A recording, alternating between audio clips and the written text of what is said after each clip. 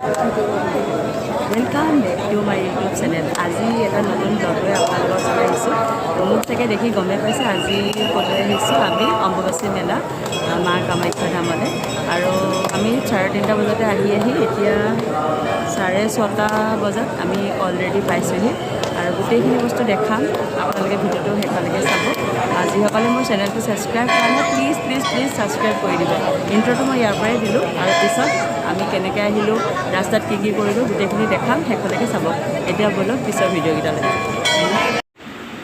আমি দুইজনীয়ে ধুনীয়াকৈ লগ হ'লোঁ আৰু আমি অটো এখনতে দুইজনীয়ে মা কামাখ্যা ধামলৈ অৰ্থাৎ অম্বুবাচী মেলালৈ বুলি যাত্ৰা আৰম্ভ কৰিলোঁ পুৱাই। আৰু যিহেতু ৰাতিপুৱা সময়টোত আচলতে খুব ভাল লাগে, সেইকাৰণে জয় মা কামাখ্যা বুলিয়ে আমি দুজনে আৰম্ভ কৰিলোঁ। আৰু ইয়াৰ পিছৰখিনি আপোনালোকে চাই যাওক আমাৰ লগতে অম্বুবাচী মেলাৰ।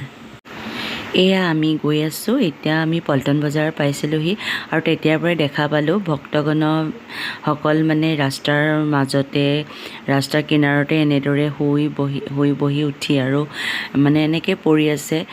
তাকে ময়ো যিহেতু এইবাৰ ফাৰ্ষ্ট টাইম আহিছোঁ অম্বুবাচী মেলালৈ আৰু মোৰ ফ্ৰেণ্ডগৰাকী তাইও অৱশ্যে ফাৰ্ষ্ট টাইমে আহিছে, কিন্তু তথাপিও তাই অলপ মানে জানে আৰু তাই মোক কৈ গৈছে যে এনেদৰে এই মেলা হ'লে ভক্তগণৰ যি মানে ভক্তগণৰ যিটো মা দেৱী মাৰ প্ৰতি সঁচাকৈ মানে দেৱী মাৰ যি শক্তিয়ে এনেকৈ ভক্তগণক লৈ আনে, তাৰ এটা মানে জ্বলন্ত উদাহৰণ হিচাপে আজি নিজে প্ৰত্যক্ষদৰ্শী হ'লোঁ আৰু বহুত ভাল লাগিছে। ময়ো গোটেই ৰাতিয়ে জাগি থাকিলোঁ আৰু গৈ পিনে যেতিয়া আজি মাক দৰ্শন কৰিম বহুত ভাল লাগিব। ৰাস্তাতে দুইজনীয়ে কথা পাতি এনেদৰে গৈ থাকিলোঁ আৰু ভাবিলোঁ ভিডিঅ' এটা কৰি আপোনালোককো দেখুৱাওঁ। আপোনালোকেও আজি অম্বুবাচী মেলাৰ আৰম্ভণিৰ পৰা শেষলৈকে গোটেইখিনি ভিডিঅ'টোৰ জৰিয়তে দেখা পাব, সকলোৱে স্কিপ নকৰাকৈ চাই যাব। জয় কৃষ্ণ, জয় মা কামাখ্যা।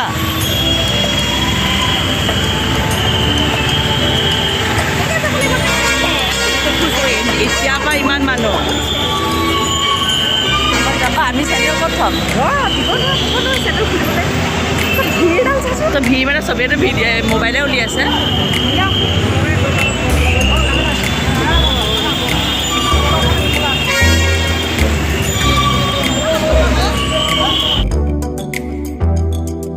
আপোনালোকে ইতিমধ্যে দেখা পাইছে স্ক্ৰীণত আমি প্ৰথম গেটখন মা কামাখ্যাৰ ষ্টপেজৰ পৰা প্ৰথম গেটখন আমি পাৰ কৰিলোঁ।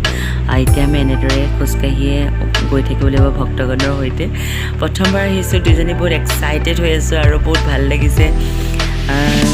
মানে এনেকৈ যে আহিবলৈ পাম বুলি ভবা নাছিলোঁ, হয়তো মায়ে মাতিলে সেইকাৰণে আহিবলৈ আজি মানে পালোঁ। বহুত ভাল লাগিছে, চাই থাকক আমি কেনেদৰে গৈ আছিলোঁ।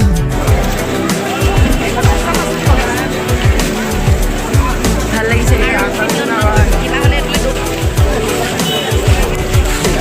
জয় মা কামাখ্যা বোলো।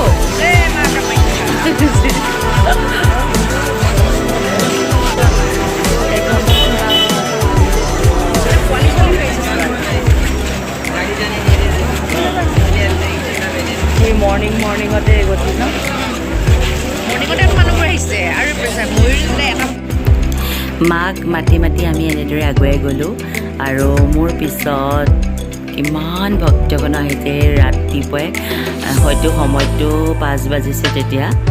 ইমান ভাল লাগিছে, মই দেখুৱাবলৈ যত্ন কৰিছোঁ যে মোৰ পিছত অহা মানুহৰ সংখ্যা পুৱা ভাগতে কিমান বেছি আৰু গোটেই দিনটোলৈ যে আজি কিমান হ'ব তাৰো ঠিকনা নাই। আৰু যিহেতু আজি শেষৰ দিন, অগণন ভক্তৰ মাজত এনেদৰে আহিবলৈ পাই কিমান যে ভাল লাগিছে তাৰ মানে ভাষাৰে বুজাই ক'বলৈ নোৱাৰিম অনুভৱটো। আৰু এনেদৰে আহি থাকোঁতে ভাবিছোঁ যে সঁচাকৈ মানে দেৱী মাৰ কিমান শক্তি আৰু এই ওচৰলৈ আহিবলৈ মানুহৰ কিমান ব্যাকুলতা দেখিয়ে গম পাইছোঁ।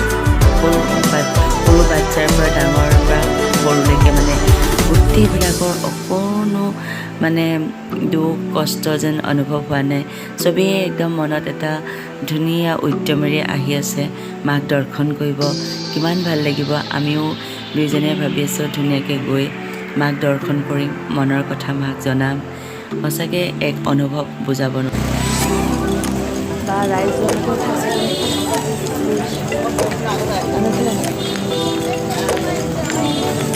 মইতো এতিয়া নমকি মা কামাখ্যা কৰিব পাৰোঁ। ঠিক জেগা পালোঁ।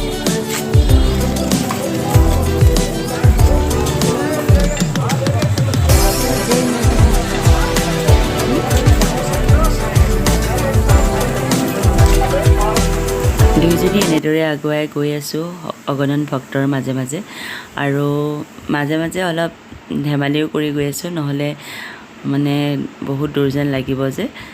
যিহেতু ৰাস্তাত যান বাহন আনিব দিয়া নাই, সকলোকে কামাখ্যা গেটৰ পৰা এনেদৰে আহিবলৈ দিছে। মই তাইক মাজে মাজে জোকাই গৈছোঁ, মাতা দিক মানে যে কামাখ্যা মাক মাতি যা। এনেদৰে যোৱাৰ কাৰণে হয়তো আমাৰ আজি এই দিনটো খুব স্মৰণীয় হৈ ৰ'ব।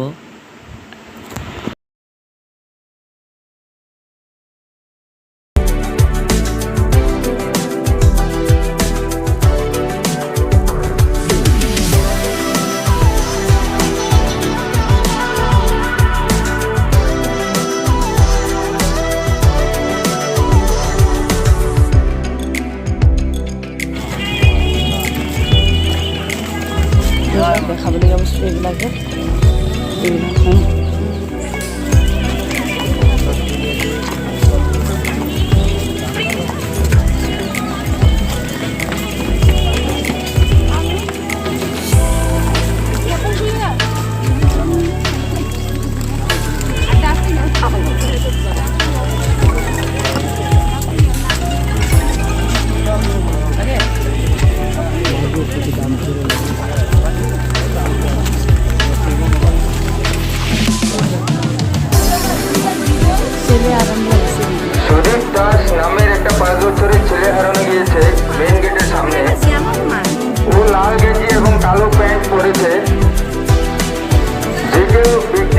দেখে থাকে বা পেয়ে থাকে আমাদের অনুসন্ধান কেন্দ্রে নিয়ে আসুন।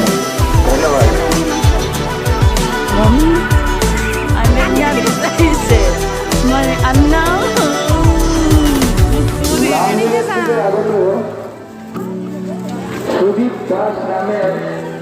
কি হ'ব এতিয়া মানুহ কেলে আহিছিলেহে মানে হেয়ালে চাচোন,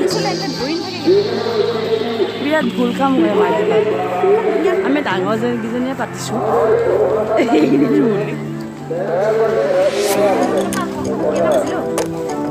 ছটা, যদি 6টালৈ 10 মিনিট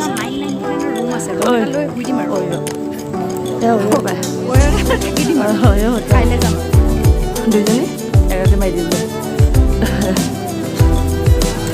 সুদীপদাৰ ছেলে তো পাৰলেন না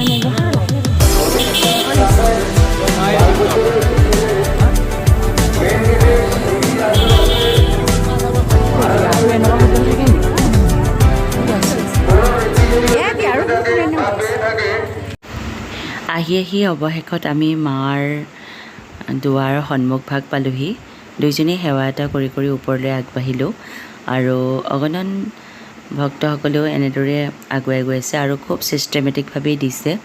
কাৰণ কেলৈ লেডিজ আৰু জেণ্টছৰ দুটা লাইন কৰিয়ে দিছে, আৰু এইখিনি ষ্টেপৰ পৰা একেলগে যাব দিছে।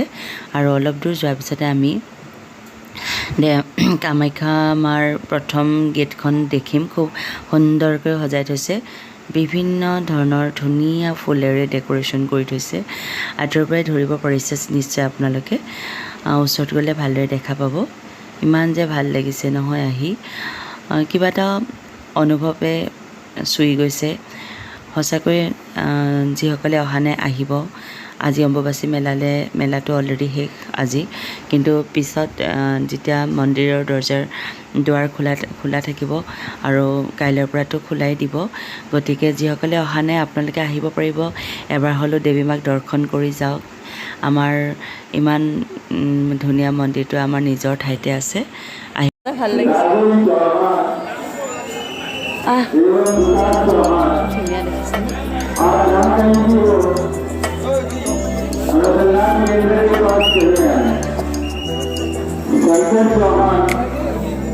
आपका प्रतीक्षा कर रहे हैं धन्यवाद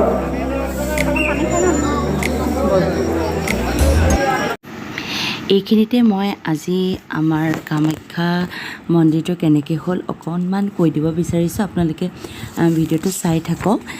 যেতিয়া কামৰূপ নামটো যেতিয়া উৎপত্তি হৈছিলে আৰু আচলতে এই আখ্যান মতে কি হ'ল, পুৰণি কালত এজন দক্ষ নামৰ ৰজা আছিলে আৰু তেওঁৰ এগৰাকী দীপলীপ কন্যা আছিল। কন্যাগৰাকীৰ নাম আছিল সতী আৰু সতীক বিয়া কৰাইছিল, অৰ্থাৎ মহাদেৱ শিৱই। কিন্তু বিয়া হোৱাৰ পিছত দক্ষ ৰজাই এবাৰ যজ্ঞ পাতিছিলে আৰু যজ্ঞ লৈ তাৰমানে সতী শিৱক মানে জোঁৱায়েকক মতা নাছিলে। তাৰপিছত যেতিয়া নিমন্ত্ৰণ নোপোৱাকৈ শিৱৰ যেতিয়া মানে সতীৰ পিতাকৰ যজ্ঞস্থলীলৈ আহে আৰু তেতিয়া পিতাকে তাৰমানে দক্ষই সতীৰ আগত শিৱক শ্মশানবাসী আৰু ভঙুৱা পগলা এনেকুৱা ধৰণৰ বেয়া বেয়া গালি পাৰিবলৈ ধৰিলে আৰু তেতিয়াই মানে সতীয়ে কি কৰিলে, স্বামীৰ ওপৰত এনেকুৱা অপমান কৰিছে বুলি মানে অপমান সহ্য কৰিব নোৱাৰি তেওঁ যি যজ্ঞ পাতিছিলে সেই যজ্ঞস্থলীতে মূৰ্ছা গৈ প্ৰাণত্যাগ কৰে। আৰু তেতিয়া শিৱই বিৰাট দুখ পালে আৰু দুখ পাই কি কৰিলে, তেওঁ মৰ্মান্তিক দুখ পালে আৰু খঙে দুখে তেওঁ মানে যজ্ঞস্থলীত উপস্থিত হ'ল আৰু দক্ষৰ যজ্ঞটো কি কৰি দিলে, ভংগ কৰি দিলে। আৰু তাৰপিছতে তেওঁ সতীৰ তাৰপিছতে শিৱই সতীৰ মৃতদেহটো কান্ধত লৈ গোটেই ভাৰতবৰ্ষ ভ্ৰমণ কৰি ফুৰিবলৈ ধৰিলে।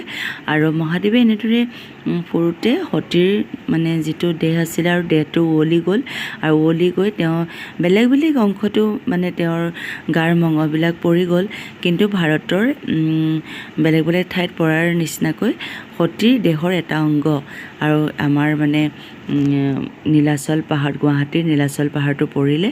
আৰু এই ঠাইতে বৰ্তমান মানে ভাৰত তথা গোটেই পৃথিৱীৰ বিখ্যাত তীৰ্থস্থান হিচাপে বিখ্যাত কামাখ্যা মন্দিৰ হ'ল। মই থুলমূলকৈ কামাখ্যা মন্দিৰৰ অকণমান আভাস দিলোঁ। যিসকলে অৱশ্যে জানে তেওঁলোকেতো জানে, আৰু যিসকলে নাজানে আজি অন্ততঃ অকণমান হ'লেও মানে বুজি পাব যে কেনেকৈ কামাখ্যা মন্দিৰ আৱিৰ্ভাৱ হ'ল। আৰু অগণন ভক্ত আহে বহুত দূৰ মানে দেশ বিদেশৰ পৰা। আৰু আমাৰ অসমতেই যিহেতু ইমান বিখ্যাত কামাখ্যা মন্দিৰটোৰ সৃষ্টি হ'ল বা আছে, গতিকে অসমৰ চুকে কোণে থকা ভক্তগণে আহোঁ বুলি ক'লে নিশ্চয় আহিব পাৰিব, এবাৰ দৰ্শন কৰি যাব। মাৰ শক্তি মানে এক ঐশ্বৰিক শক্তি আছে মাৰ, যি ভাবে মনৰ কামনা বহুত পূৰণ হয় আৰু মোৰ ক্ষেত্ৰতো ফলি আছে একচুৱেলি। সেইকাৰণে মই ক'ব বিচাৰিছোঁ আপোনালোকে আহিব সকলোৱে মন্দিৰ দৰ্শন কৰিবলৈ। লোকবিশ্বাস মতে আচলতে মা বা যিকোনো মন্দিৰলৈ আচলতে যাওঁ বুলি ভাবিলেও মানুহে আচলতে যাব মানে কেতিয়াবা নোৱাৰে, কাৰণ মায়ে মাতিব লাগিব বা কোনোবা এটা মন্দিৰলৈ যদি আপোনালোকে আকৰ্ষিত হয় তেওঁ আচলতে যেন মনেদি তেওঁ বিচাৰিব লাগিব, তেতিয়াহে মানুহে দৰ্শন কৰিবলৈ পায় ভাগ্যত। এনেকৈ মানে মানুহে মুখে মুখে কোৱা কথাৰ পৰা বিশ্বাসযোগ্য হয়। আৰু ময়ো এইটো কথা বহুত বিশ্বাস কৰোঁ। কেতিয়াবা আমি যদিও গুৱাহাটীতে থাকোঁ কিন্তু মন্দিৰলৈ আহোঁ বুলি ক'লেও কেতিয়াবা আহিবলৈ অসুবিধাৰ সৃষ্টি হয় বা আহিব নোৱাৰোঁ বা কেতিয়াবা নাভবাকৈ মিলি যায়। ঠিক তেনেকৈ যদি আপোনালোকে কেতিয়াবা ভাবে যে এপাক আহি যাম, এবাৰ দৰ্শন কৰি যাম, জীৱনটো মানুহৰ খুব মানে চুটি বুলিয়ে ক'ব লাগিব। আজিকালি মানুহৰ মানে কেতিয়া কোন মৃত্যু হয় একো ধৰিব নোৱাৰি, কিন্তু মানুহে জীয়াই থকা দিনকেইটাত মনে ভবা সকলো কাম কৰি যাব লাগে। আৰু এই জীৱন এবাৰেই পায়, যিহেতু মানুহৰ মৃত্যুৰ পিছত আৰু পুনৰ জীৱন নাপায়। গতিকে এই সময়খিনি আমি সকলোৱে মানে উপভোগ কৰিব লাগে, বিচৰা ধৰণে জীয়াই থাকিবলৈ শিকিব লাগে আৰু পজিটিভলি আমি জীয়াই থাকিবলৈ শিকিব লাগে। আমি ধৰ্ম, আমি ভগৱান, আমি নিজৰ আমাৰ নীতি নিয়মবিলাক আমি মানি চলিব লাগে, তেতিয়া আমাৰ সকলোৱে ভাল হয়। আৰু এনেদৰে সমাজখন আগুৱাই গৈ আছে। এইবিলাক আমি নীতি নিয়ম যদি পালন নকৰোঁ, আমি নৱপ্ৰজন্মৰ আগত যদি আমি দেখুৱাই নিদিওঁ, তেওঁলোকে হয়তো অসৎ পথত গুচি যাব। সেইকাৰণে আমি ডাঙৰসকলে আচলতে আমি সমাজৰ সকলো নিয়ম নীতি সুচাৰুৰূপে কেনেকৈ মানিব লাগে, এইবিলাক আচলতে দেখুৱাব লাগে। ময়ো ভগৱানক বহুত বিশ্বাস কৰোঁ আৰু আজি মোৰ অম্বুবাচী মেলাৰ এই দৰ্শন কৰিবলৈ পাই নিজকে সৌভাগ্য যেন লাগিছে। এতিয়া কওক জয় মাতা দি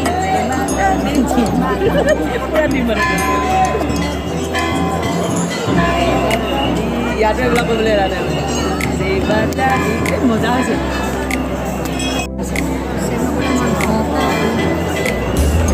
কিবা আছে উঠ না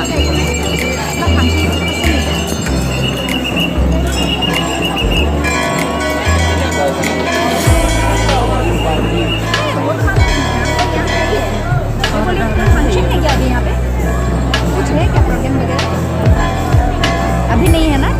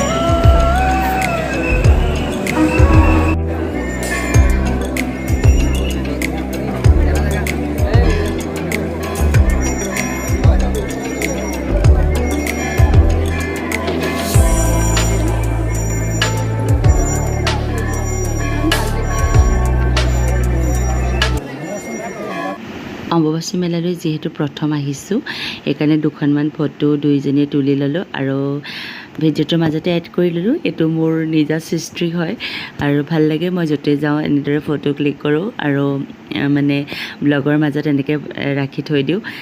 এইবিলাক এটা সময়ত নিজৰ স্মৃতি হৈ ৰ'ব, চাই ভাল লাগিব, সেইকাৰণে এড কৰি দিলোঁ। আমি দুইজনীয়ে পাতিয়ে গৈছিলোঁ। আমি মন্দিৰ দৰ্শন কৰাৰ পিছত কিছুমান বস্তু কিনিম আৰু যিমান দূৰ পাৰোঁ বিলাই দিম। আৰু তাইও অলপ বস্তু কিনিলে, বিস্কুট আৰু ORS বা জুচ এনেকৈ ল'লোঁ, ময়ো ল'লোঁ। দুইজনীয়ে যিমান পাৰোঁ ভক্তগণক আজি দি আহিলোঁ। খুব ভাল লাগিছে আৰু তেওঁলোকে ইমান আগ্ৰহেৰে আমাৰ বস্তুবিলাক হাত পাতি ল'লে। আমি কিনি লোৱা বস্তুবিলাক বিলাই মেলি দুইজনীয়ে এক্সিছ হোৱা ৰাস্তাটোৱেদি এবাৰ আৰম্ভ কৰিলোঁ আহিবলৈ। আপোনালোকে নিশ্চয় ভিডিঅ'টো দেখিছে কিমান অগণন ভক্ত পুৱাতে ষ্টাৰ্ট হ'ল আৰু দুপৰীয়া আৰু ৰাতি ভাগলৈ চাগে আৰু কিমান বেছি হ'ব তাৰো ঠিকনা নাই। কিন্তু এয়াই হ'ল কামাখ্যা মাৰ ঐশ্বৰিক শক্তি। মন্দিৰলৈ সকলোৱে পূজাৰ কাৰণে আহে, কিন্তু কেতিয়াবা এনেকৈ অম্বুবাচী মেলা হ'লেও যিসকলে অহা নাই আহিব। অহাৰ পিছত যিটো অনুভৱ হয় সেইটোও শ্বেয়াৰ কৰিব, কিমান যে ভাল লাগে। আৰু গোটেই ভিডিঅ'খিনি মই যিমান দূৰ পাৰোঁ দেখাবলৈ যত্ন কৰিলোঁ। যিসকলে এতিয়ালৈকে ভিডিঅ'টো চাই আছে, শেষলৈকে চাইছে আৰু তেওঁলোকক বহুত বহুত ধন্যবাদ যাচিলোঁ। আগলৈও মই ভিডিঅ' বনাবলৈ মই নিশ্চয় আপোনালোকৰ পৰা মৰম আৰু আশীৰ্বাদ পাই থাকিম। আৰু ভিডিঅ'টো চাই কেনেকুৱা পালে লাইক কমেণ্ট আৰু শ্বেয়াৰ কৰিবলৈও নাপাহৰিব। আগন্তুক নতুন ব্লগ দিবলৈ মই যত্ন কৰিম। যিহেতু মই অকণমান ব্যস্ত থাকোঁ, সেইকাৰণে প্ৰতিদিনে দিব নোৱাৰোঁ, কিন্তু মাজে মাজে হ'লেও এনেদৰে ব্লগ বনাবলৈ যত্ন কৰিম। আৰু আজিলৈ আহোঁ, নেক্সট ব্লগলৈ লগ পাম।